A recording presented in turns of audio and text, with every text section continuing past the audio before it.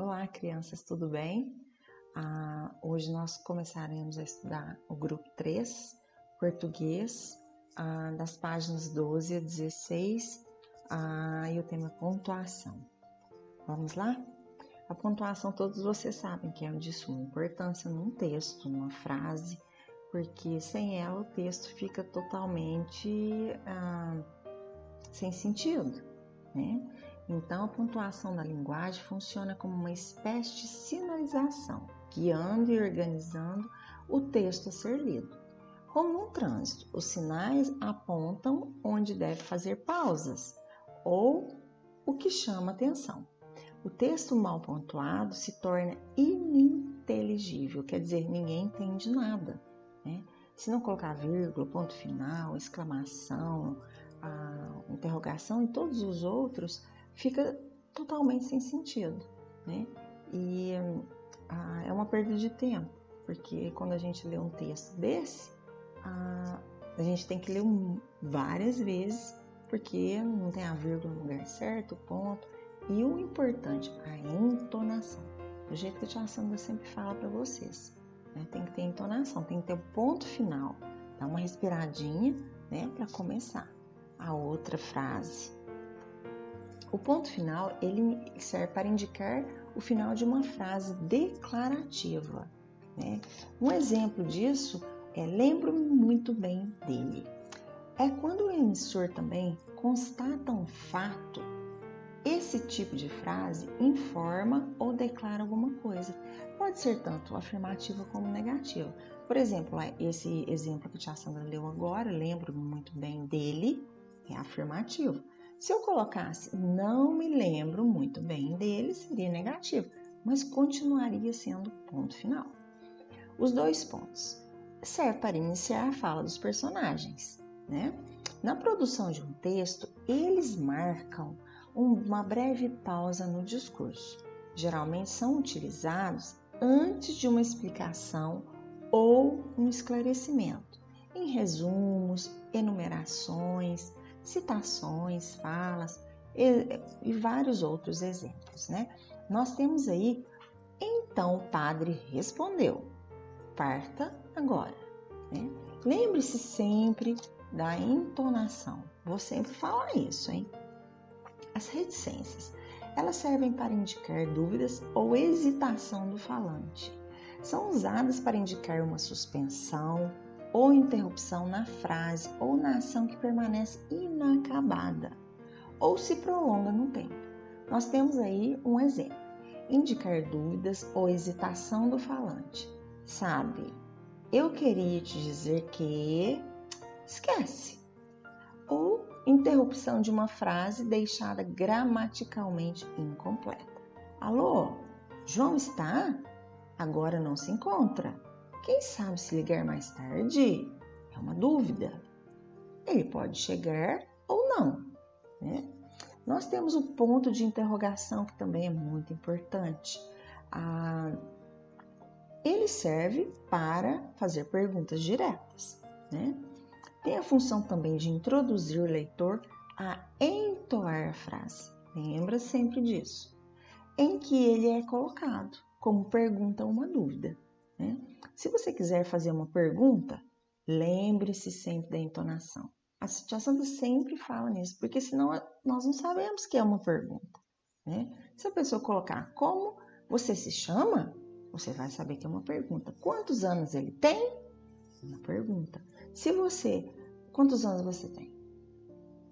Dá a entender que é uma pergunta, mas não está colocado corretamente, né? Então lembre-se sempre disso, ok?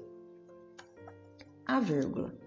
A vírgula é usada para marcar uma pausa do enunciado com a finalidade de nos indicar que os termos por ela separados, apesar de participarem da mesma frase ou oração. Lúcia, esposa de João, foi a ganhadora única da cena. Então, Lúcia, quem é Lúcia? Esposa de João. O que aconteceu? Foi a ganhadora única da cena. Então, tem a vírgula aí para dar uma explicação, né? Então, uma pausa. Lúcia, esposa de João, foi a ganhadora única da cena. Se eu colocar essa vírgula, vai ficar Lúcia, esposa de João, foi a ganhadora única da cena. Fica até esquisito, dá até falta de ar de falar, né? Então tem que ser uma coisa pausada. Aspas indicam a fala de outra pessoa no texto. Servem para destacar pontos importantes como gírias, nomes estrangeiros e várias outras. Serve também para destacar a parte do texto que nós já falamos, como citações, nomes de obras literárias, palavras estrangeiras, que a Tina já falou sobre isso. O exemplo, como disse Machado de Assis, a melhor definição do amor não vale um beijo de moça namorada. Olha as aspas que nós temos aí. Está indicando a frase, né? Está ressaltando a frase de Machado de Assis. O travessão. O travessão ele serve para indicar uma fala. Ele é empregado na indicação de falas em diálogos e no destaque de expressões da fala. O exemplo. Que horas são, por favor? Tem um outro travessão. Perguntou o desconhecido. São 11 horas, respondeu a senhora. Obrigado. E temos também um travessão nas orações intercaladas. Muitas vezes vocês perguntaram para a tia Sandra, nós respondemos, eu não sei se vocês se lembram, mas nós vamos falar novamente para que vocês possam se lembrar, né? Nas orações intercaladas, o travessão pode substituir a vírgula ou os parênteses, separando-os da oração principal. Por exemplo, há quem o faça, tiramos a vírgula ou parêntese, colocamos o travessão, mas não o aconselha, por isso não o farei. Então, o travessão ele pode substituir o quê? A vírgula e os parênteses. Eles dizem, embora ninguém acredite, que são de confiança, né? Porque geralmente, às vezes, vocês tem crianças que perguntam, mas o travessão não é lá no começo da frase, né? Da oração, ele pode estar no meio, né? Para substituir o quê? Vírgula ou os parênteses. O ponto de exclamação. Lembra da entonação. Tem que ter também, porque senão a gente não vamos saber, né? E o texto fica mais elaborado. Tanto na escrita, quando você pega um texto, ele está escrito corretamente, com os sinais de pontuação corretos, como na leitura, né? O ponto de exclamação, ele é usado no fim de frases exclamativas, já está falando, né? Para demonstrar sentimentos como alegria, tristeza, entusiasmo, espanto, surpresa, raiva, emoção, indignação, susto, exaltação, entre outros. Vamos ao exemplo. Que sorvete gostoso! Nossa, que tragédia! Então, nós temos o ponto de exclamação. Não podemos esquecer dele também, que ele também é muito importante. Nós temos os parênteses, usados para isolar palavras, frases intercaladas de caráter explicativo, alguma coisa que está explicando. Usamos onde há o acréscimo de informações. Quando o presente enriquece o conteúdo com informação extra, bem como esclarece o que foi dito. Vamos lá para a explicação. Os parênteses têm a função de intercalar no texto qualquer indicação que, embora não pertença propriamente ao discurso, possa esclarecer o assunto. Empregam-se para separar qualquer indicação de ordem explicativa, comentário ou qualquer reflexão. Por exemplo, zeugma é uma figura de linguagem que consiste na omissão de um termo, geralmente um verbo. Olha o parêntese, que já apareceu anteriormente na frase. É uma frase mais elaborada, não se preocupe com isso. Aqui nós queremos falar sobre o parêntese, né? Porque está essa parte geralmente um verbo. Então mais uma informação sobre a frase. Para incluir dados informativos sobre bibliografia, pode ser o autor, o ano de publicação, página, etc.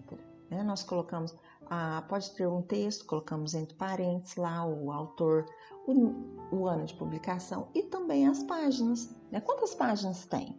Colocamos entre parênteses para dar um pouco mais de atenção para aquilo, né? É mais uma informação. Por exemplo, o homem nasceu livre e em toda parte se encontra sobre ferros. Aqui nós temos uma explicação sobre os parênteses. Vou voltar nessa parte só um pouquinho, né? Uma parte que é importante também, que está destacada. Por exemplo, afirma-se, não se prova. Olha só o parêntese, que é muito comum o recebimento de propina é dinheiro, para que os carros apreendidos sejam liberados sem o recolhimento das multas, para delimitar o período de vida de uma pessoa. Por exemplo, aí, Carlos Drummond de Andrade, aí está entre parênteses, 1902, data de nascimento, e falecimento, 1987.